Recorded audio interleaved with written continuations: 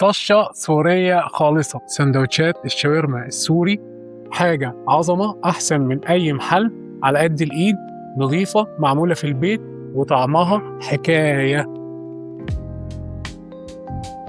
اعمل سيف للفيديو وجربوا الوصفة، مستني رأيكم في الكومنتات.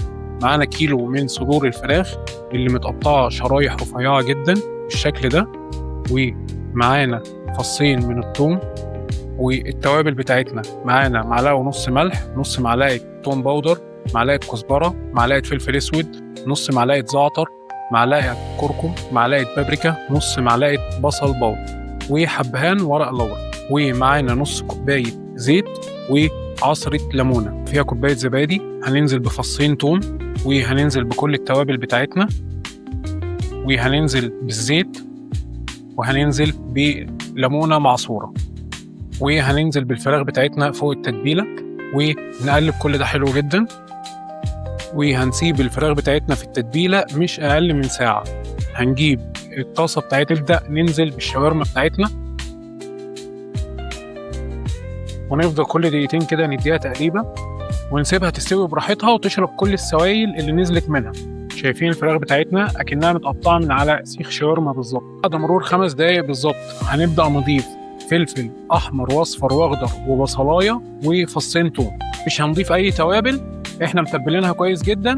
هنسيبها بالظبط لمده 10 دقايق كده. الشاورما بتاعتنا استوت وبقت جاهزه. وشاورما فراخ يعني توميه، علشان نعمل توميه زي بتاعه المحلات بالظبط. معانا كوبايه كبيره من الزبادي او كوبايتين صغيرين، 50 جرام من المايونيز، معانا معلقتين خل وعصير واحده ليمونه كبيره، ومعانا فنجان من الزيت، ومعانا الخليط ده عباره عن كوبايه من الميه وعليها معلقتين كبار من النشا. بندوبهم كويس جدا ونرفعهم على النار لغايه ما يتكتلوا معانا بالشكل ده. ومعانا 3 فصوص ثوم مفرومين، ومعانا معلقه ونص ملح. وبكده حطينا كل المكونات بتاعتنا في الخلاط ما عدا الزيت. هنشغل الخلاط وهنفضل نضيف الزيت بشكل تدريجي والخلاط شغال.